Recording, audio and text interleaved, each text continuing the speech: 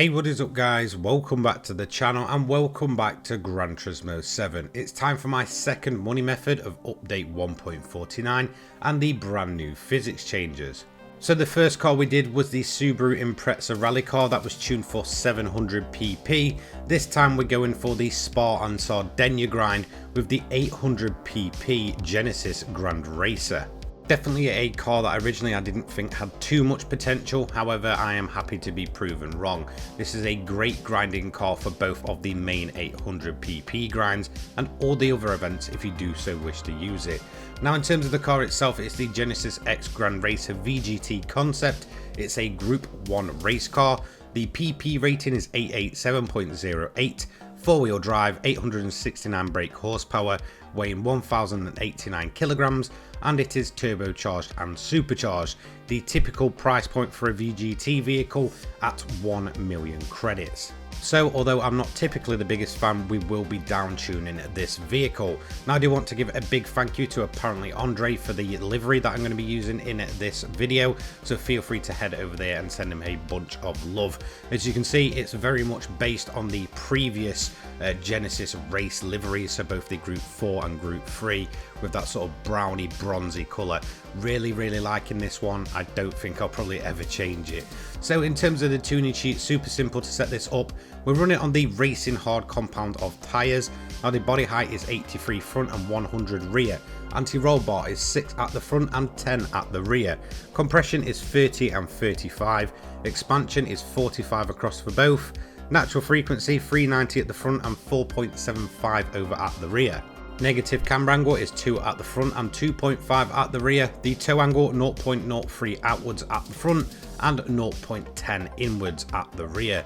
Initial torque, I have this down and set to 5. Acceleration is 13 and braking once again is 5. Fully customizable racing transmission. I did try the manual, but it was just absolutely horrific. Set this to 340 and here are my gear ratios. Final is 3.619, 8th is 0.877-352, 7th is 0.918-317, 6th 1.009-288, the 5th is 1.165-249, the 4th is 1.413-206, 3rd is 1.798-161, 2nd 2.404-121, and 1st is 3.508-83. Now in terms of the rest of the car, you are going to have to put a major amount of ballast on this. I run mine at 197 and the positioning at -12. To be honest, it does upset the car a bit, however it's more the positioning than the actual ballast. If you try and put this at -50, you're going to have a horrible time. Power restrictor, we have this down at 70, fully customizable ECU of course set to 93, downforce at the front at 700 and 1200 at the rear, and then pretty much everything else is set in stone and cannot be changed. Feel free to pause if you need to. In terms of event difficulty, I recommend both Sardegna and Spa on hard. The main reason for this is it does reduce the amount of traffic you will run into. Now in terms of the events, it's over in the World Touring Car 800 where we're going to head for this one. Now these are all usable for the car, however there is 2 of the main ones that do stick out. Those being Circuit de Spa-Francorchamps, which is of course the 1 hour race. With a clean race bonus, you're looking at 1.5 million credits in that single hour, or you can run it over at Sardegna Road Track A, which is of course the sort of really renowned one for grinding very easy money. The maximum reward will be 48500, so in terms of the overall payout, it's up to about 700,000 credits every single 24 minutes or so, which means it is much easier to grind.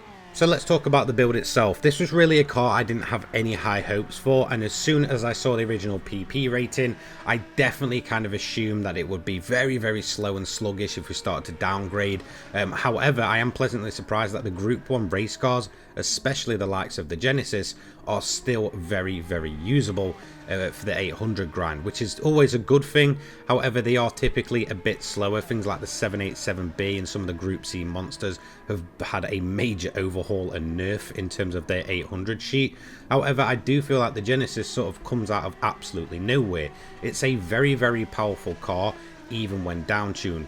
Because they don't run the BOP in the sort of single player events, This does mean that you can really abuse that very high top speed in this car. As standard, it tops out at about 230, which means even when you're restricting power, it does maintain that ridiculous acceleration coupled with the hybrid and that pretty insane top speed. So in terms of the strategy itself, I'm going to take you through how I like to run the event.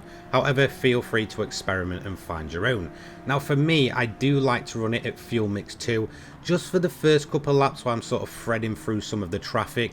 This will reduce the overall hybrid use. I have noticed that if you run through fuel mix 1 straight away, you'll really start using up that hybrid, aggressively going through the gears, etc.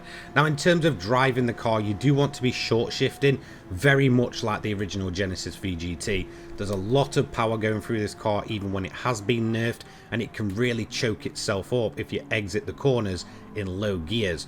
So I recommend short shifting on exit and then very quickly working your way through the gears. It has incredible fuel consumption and you'll also be conserving that hybrid use. Typically when I'm towards the front of the pack is when I'll turn the engine up. At this point we'll be using a little bit more hybrid and driving a bit more aggressively. I went ahead and took the lead on lap 4. This is usually around the typical region that you'll take the lead, and at that point you're pretty much never going to look back. Now in terms of the strategy itself, you can either pit in at the end of lap 7 or the end of lap 8.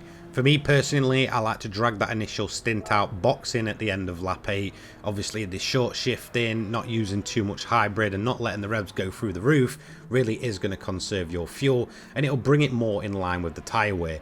So the racing hards will have to be changed, so that is the first thing you want to do, is put a brand new set of racing hards on just to get you towards the end of the race. You then want to fill the car up just to slightly above the notch. Sometimes if you don't, you will, kind of be stranded and entirely run out of fuel by that point. Usually for me, I will just fill it to full and then, I'm pretty much good to go at that point. I've got plenty of fuel, I've got plenty of tyre life, and I can make it all the way to the end, no problems at all. Now, one thing you do want to take note of when it comes to lapping the AI, you will still run into them. They are absolutely lethal, so just be cautious with them. No, you won't lose the clean race bonus if you hit them, but you can end up with pretty severe damage, and it can massively hamper your time. I didn't have the best or cleanest run here, and I still managed to do it in a 24 minutes 20 seconds, so definitely the low 24s are easily possible. As you can see, we did it in a 24:20.324. Our fastest lap was on lap 13 of a 1 minute 33.497. The fastest lap I've ever done in this was a very high 1 minute 32. So there is plenty of speed to be had, although we're nerfing the car. Now in terms of the payout, it's 727,500 credits for this one. Rinse and repeat every 24 minutes, and it is a very easy money grind with no weather or anything like that to take into account. So certainly the easiest way to go about earning your credits. Massive thank you to all of my channel members for your continued support, and a massive thank you for you guys watching at home. Anyway, let me know what you think of the Genesis Grand Racer. I hope you have a fantastic rest of your day. Take care, guys. Peace.